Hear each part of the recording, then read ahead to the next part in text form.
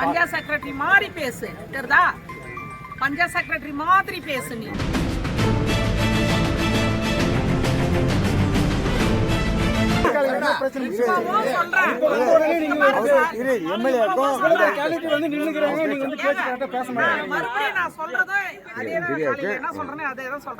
திருவண்ணாமலை பாரஸ் தான், அதுல எந்த சந்தேகமும் கிடையாது.